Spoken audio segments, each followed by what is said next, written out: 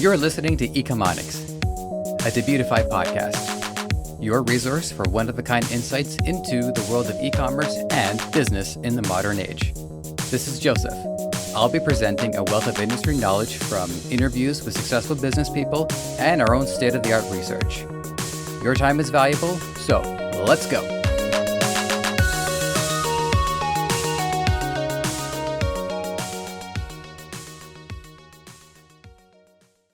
Good to have you here. We're back with the continuation of our business model roundup from a few episodes ago. We've got 15 to do today, and another 15, well, not tomorrow, but soon. Closure is important to me. Now, before we move forward, I want to address something that might be nagging away at a few or all of you. A lot of these business models may not have anything to do with what you intend to do, or that they don't tie directly into e-commerce. So here's my position on the matter. For one, this is free, so there's that. Two, the theme we established from episode 1 is that e-commerce is commerce, and commerce is trade. And trade is a fundamental human function. So while odds are you might not adopt a number of models from this list, what's the harm in getting a better understanding of the ecosystem in which you will have to cohabitate? Your business doesn't exist in a vacuum, does it? Does it? Let us know if it does. Podcast@debutify.com. First up is Gatekeeper. The main source of this list, as before, is 4-Week MBA. But I am making a conscious effort to check content elsewhere to support the main article. Many of the large companies we talk about often, Google, YouTube, Amazon, are considered gatekeepers. They are the middle people between the business, small businesses usually, and the potential customers. On 4-Week MBA, the full list they provide in the example includes as well Apple, Facebook, Instagram, LinkedIn, TikTok, Netflix, Uber, Spotify, and Pinterest. This would be a good example of a business I don't expect listeners to create from scratch, though don't hesitate to surprise me. These are, however, key to our success. The concept of a gatekeeper goes back a long way. A book publisher or movie studio would be the deciding factor between one's success and failure. One can understand the necessity of a person whose job is to filter potential working relationships, because they wouldn't want to have the resources to accommodate everyone. And they'd also want to ensure the people that they do spend resources on would be successful. While they're still around, especially in big budget film for instance, they no longer have dominance over an industry. Now that creators can receive funding directly from their audience, for instance, the role of gatekeeping can be relegated to the masses. And believe me, studios do listen to their fans. There is also a semi-relevant variation in gatekeeping, which is within a company. So if I'm reaching out to an organization, receptionists, secretaries, that kind of thing, they act as gatekeepers, in that they know what the managers have to focus their time on, and as a result, do filtering on their behalf.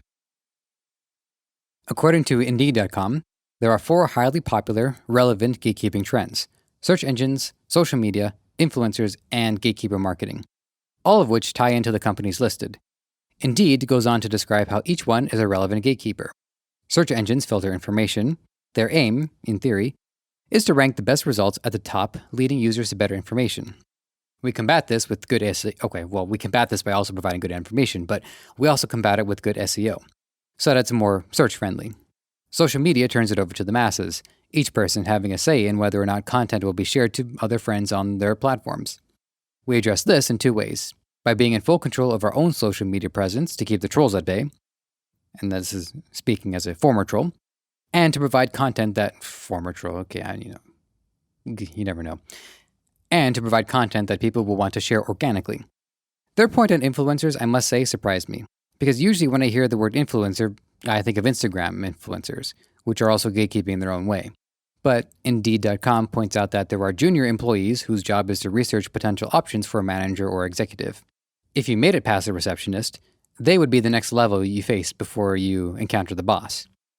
When they say gatekeeper marketing, they are keeping receptionists and assistants in mind when they come up with a proposal. As you can see, the term means a lot of things, and a more fundamental approach would be to think of them as filters or curators. One more takeaway before we move on. There is a key part of this that we need to keep in mind. It's easy to think that a gatekeeper, relevant to our purposes, is just a roadblock to our success. But if you refer to the list of big players, the one thing they all have in common is they generated the resources for us. Facebook gave us the user base and their data, so it's only fair that we have to play by their rules. Unless their rules aren't fair, but what are you going to do? I'm not saying they are, I'm just saying that's what you're going to do. Next up is heavy franchised business model. Now, from the last set, I spoke about how McDonald's is a blend of franchise and company operated. Now, here's something new I learned having gone further down the list. In 2018, the total amount of McDonald's that were company operated were 2,770. The total that were franchised out were 35,085. While not totally important to explaining how this works, I do want to report that there was a decline in revenue from $28 billion in 2013 to $21 billion in 2018. In that time, we have seen a surgence in new food options. Uber Eats, those DIY boxes where you get the ingredients and have to make the meal yourself. A&W.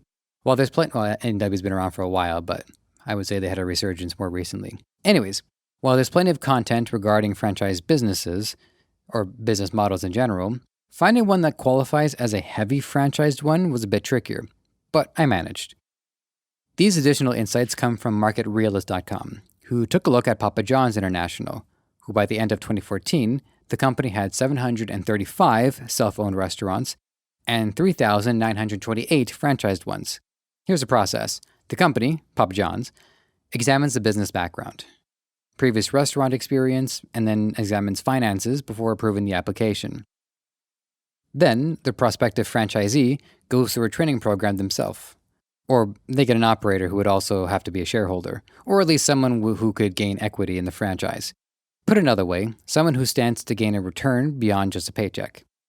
Assuming everything goes well, the franchisee pays $25,000 for the first restaurant and $5,000 for any additional ones, then 5% of the sales to the company in royalties. There's even more to stipulate if it's an international agreement, but I think the point here has been made. Franchises are a major investment of both time and money, but the brand recognition gets people into the store. The next one is a mix of a business model and a philosophy. It's the humanist enterprise business model. 4-Week MBA associates this with one, Brunello Cucinelli, whose fashion business is based on 3 key pillars. As the article puts it, Italian craftsmanship, sustainable growth, and then exclusive positioning and distribution. The first 2 we can intuit just hearing the word, but let's focus on the distribution strategy. Here are 3 main channels: retail distribution channel, aka direct distribution channel by way of directly operated stores, wholesale mono-brand channel, and wholesale multi-brand channels.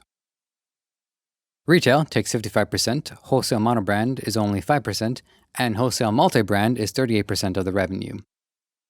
The philosophy side of this is what you can read up on at length if you go to investor.brunellocucinelli.com, as I have. He says, and I quote, "I envisage humanistic capitalism as a great harmony within which profit, giving back, guardianship, human dignity, and the ethics of truth coexist and enrich each other." The first thing I was wondering about this man's story was if he had accumulated wealth before being able to create this business venture. And what I learned is he had received a loan from investors simply by the quality of his character, which he had cultivated over the years of being raised on a farm. Let's review the tenets of this philosophy and ask ourselves, what can we do to uphold this idea? He speaks of moral and economic dignity, paying each person a wage they can live and thrive on. Now, one can understand the pushback of someone just trying to look at the numbers and say, you pay people based off the value of the problems they solve. And it's correct. But to grant people a higher wage is to go above paying someone to now investing in someone. A higher wage on average promotes better work ethic, secures loyalty, and improves the person's quality of life, which gets you a better work ethic. They talk about trying to live in harmony and without harming creation, which I think is going to be difficult to fully implement, but one should still try. We need to harm living things in order to eat. There's only so many ways I can say that, whether it's a plant or an animal. But what we can do is limit suffering and be grateful for what we've been given. They speak of a workplace that heightens one's dignity, preferring a setting where they can look at the sky and landscape. Maybe their house is off in the distance. Of course, this particular tenet is more in the hands of the worker now, but a shared working environment, made under the right circumstances with the right people, is a wonderful thing, and I would be happy to commute to it. They speak of fair working hours, which is making sure if people are pouring their soul into something, they do it on company time. While Brunello Cucinelli was the only example provided by the main list, I did recall seeing another story that operated along these lines. If you look up the story of Dan Price, he was confronted by a harsh realization that one of his employees at Gravity Payments, a credit card processing company, said to Dan's face, "You're ripping me off." Dan hadn't considered that his own financial discipline meant other people were only getting by. There is a long, causal chain reaction of why things were this way. His own business was nearly wiped out due to the economic recession at the time, so one can understand his own protective policy. In response to this revelation, he started raising wages. He found that when he implemented the 20% raise in 2012, that year his profit growth was as much as last year due to increased productivity. There's more to the story, including the fact that his brother sued him over this. So far, his decision to take a massive self-pay cut and dramatically increase the pay for his employees is going well, and is inspiring others. And one doesn't necessarily need to justify it from a moral perspective. I'm not saying don't do that, but there's no issue with it or anything, but one can justify it from a pragmatic perspective. Happiness creates energy, and that energy turns into productivity. So, if people are paid enough to make them happy, that is a pretty good investment. The next one up is enterprise business model built on complex sales. The first insight from this section is that if you look at the customer acquisition cost, the lowest cost would be a viral marketing campaign intended to disseminate through the online channels through user interaction. The chart assesses it can be as low as $1, whereas a more atypical marketing operation would be $100. In both these cases, the target is a consumer. In the center is a dead zone, where small businesses reside. In here, the difficulty of targeting them is that money needs to be spent, but they themselves only have so much capital, and their ceiling remains low until they become a larger enterprise. Then, the chart switches from marketing to sales, as in cost to acquire sales from other businesses. The low end is $10,000, and the high end is $10 million. It would cost you tens of millions of dollars to acquire sales contracts with big businesses and governments. The central tenet to this business model is you're shooting for the top, and there's nowhere along the way that's an acceptable destination. Either you succeed or you don't. Businesses that take on high-profile clients need high-profile sellers, and as such, attract the most capable agents on the market. According to lucidchart.com, the first main tenet of this is to understand that, in spite of the scale of the work involved, it's a highly personal relationship involving trust and attention. In short, complex sales is also referred to as enterprise sales. The article goes on to draw a distinction between the two. An enterprise sale is characterized by high risk, many stakeholders, a long sales cycle of upwards of 6 months, high investment, and complexity. A transactional deal, on the other hand, is low risk, fewer stakeholders, a short sales cycle, single products for sale, and services that are both marketing driven. Enterprise sales has evolved over time. In the 50s, it was a scripted, tell you what you need approach. In the 70s, it was more about listening to the client and develop solutions based on what they say. Now, it has continued to build on that idea into more of an advisory position. So imagine a doctor listening to someone talk about their symptoms and only prescribing medication to deal with the symptoms. Then, picture a doctor who understands the underlying causes of the symptoms and prescribes solutions to the root problem, which may also be medication, but I don't know, I'm not a doctor. The article continues by breaking down a 4-step process to this. First is discovery, a questioning process where the rep talks to the client to find out what the issues are and what variables are involved. You then go to diagnosis, which I didn't realize was the term until after my doctor analogy, I swear. This is where you've taken the time to process their provided insights and begin figuring out what your company can do to solve their problems. Then there's design, where you have a dialogue with the potential client to determine the solution together, as no two clients will be the same. And finally, delivery. Keeping in mind, it's more than a paper sale. You're obligated to continue to track and measure the progress as things come along. The next one is a continuation of what Twitter is up to. It's the instant news model. Assisted by the 2017 increase of 280 characters over 140, Twitter's immediacy has given it 2 edges in news distribution. It can immediately report the news, and users can receive it right away. It can also be the news, as high-profile users can make announcements on it, such as they're leaving Twitter. Next up is a lock-in business model, This is where purchasing a product puts the customer in a position enviable to some, frustrating to others. That position is when a consumer purchases a product or service that disincentivizes them from using competing products, somewhat or entirely. The example they cite is Apple, in that their in-house devices pair perfectly with one another and the complementing software, but don't get along so well with other non-Apple devices. Some people may appreciate the ease of use. Having a whole Apple ensemble can be efficient and effective. So it depends on the inclinations of the individual. My personal observation is that Apple products are meant for mostly front-end users, both for work and leisure, where back-end users will more likely gravitate towards smartphones and Windows or Linux.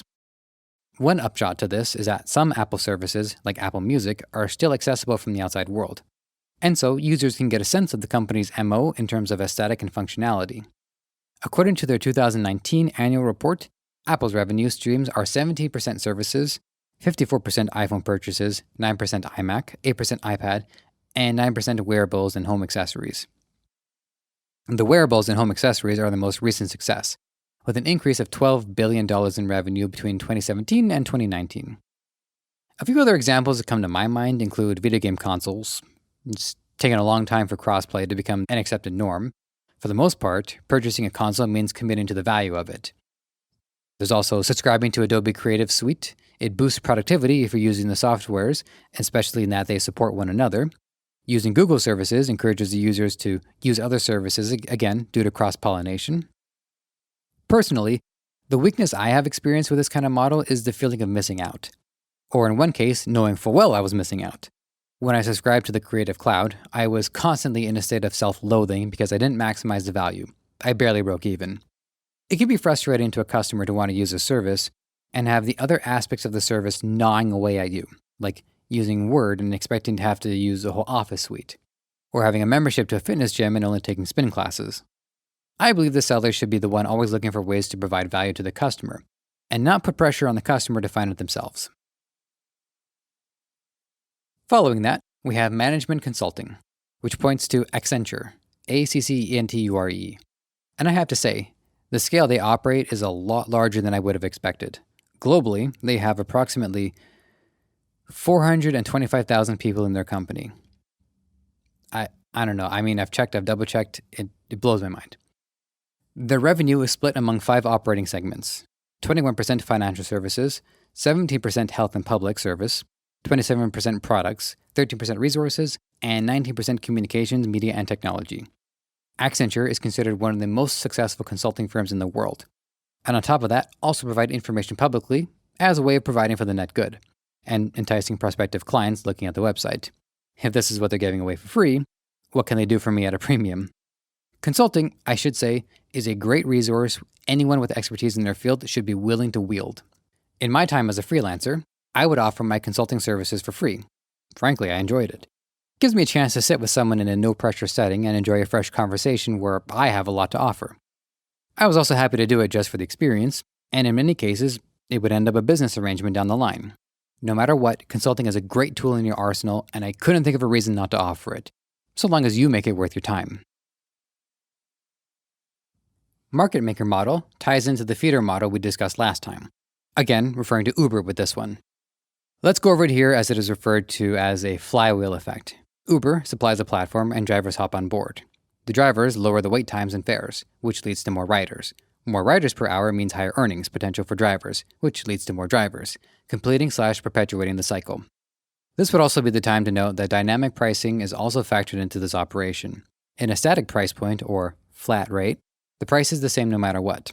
If all Uber rides had the same price per distance, regardless of time and proximity to major population, time of day, you would see an effect where certain situations it's too expensive to use, but other times where it's an absolute steal.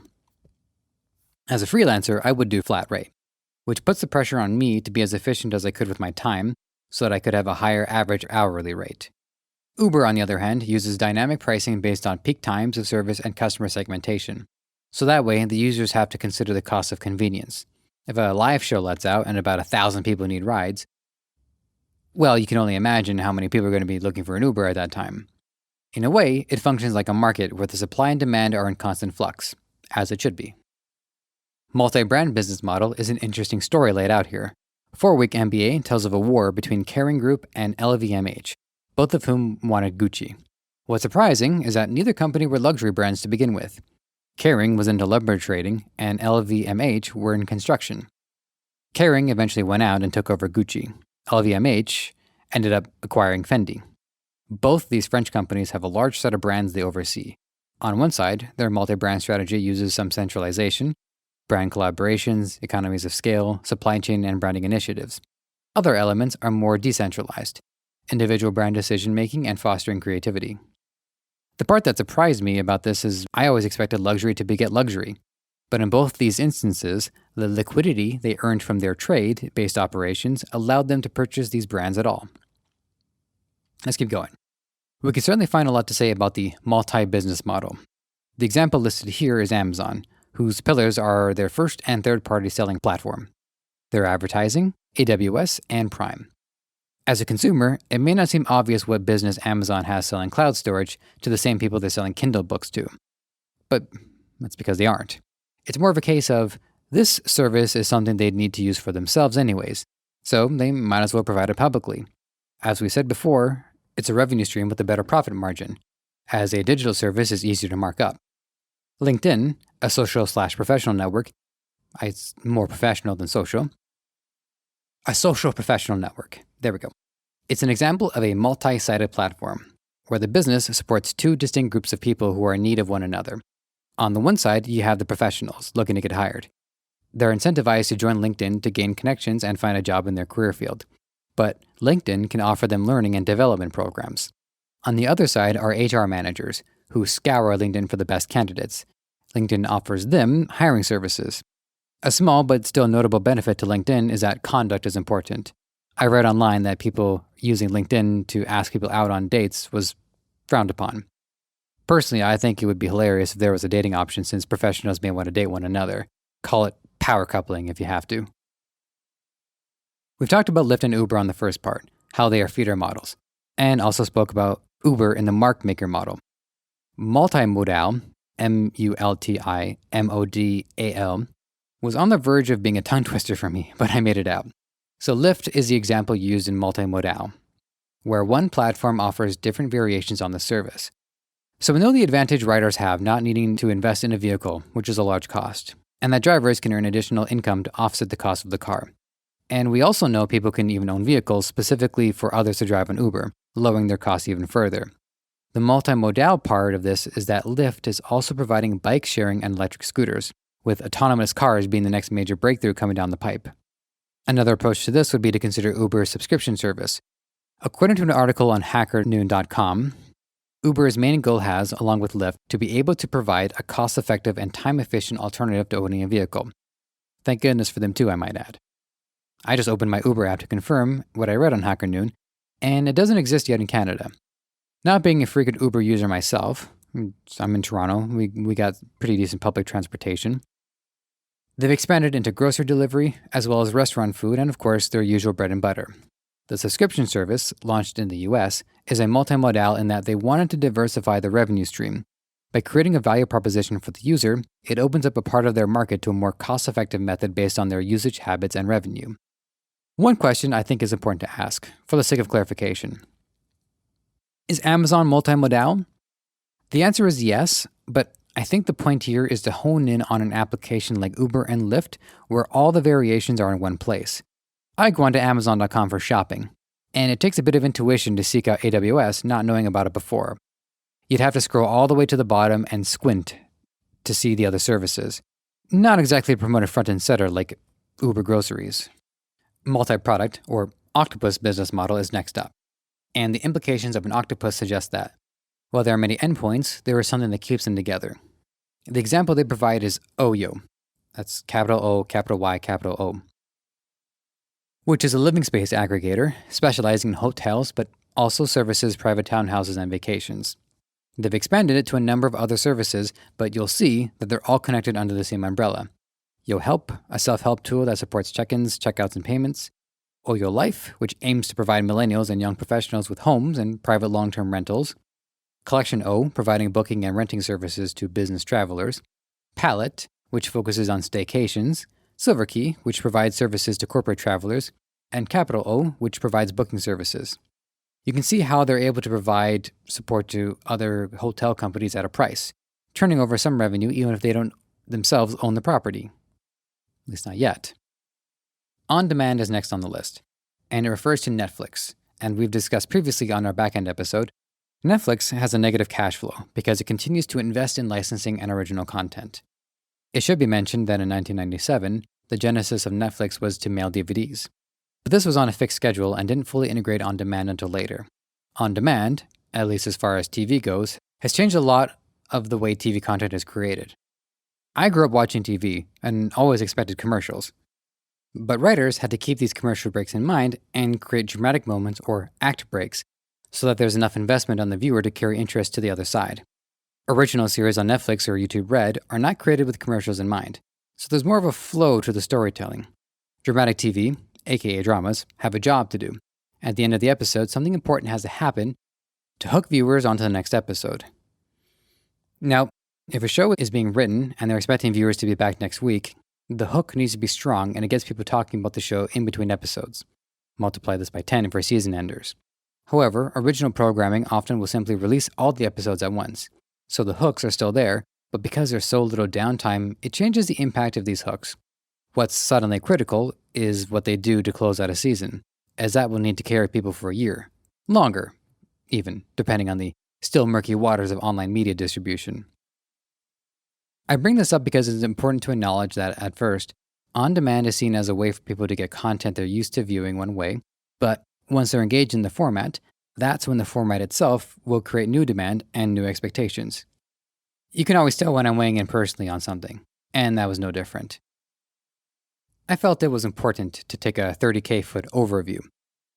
If you go to trendhunter.com, there is a massive list of on-demand services, including, but not limited to, flowers, fuel, ice cream, manicures, doctors, booze, groceries, which my partner and I tried out recently and had a good opinion on, lawn care, nursing, kittens, tacos, tutors, and locksmiths.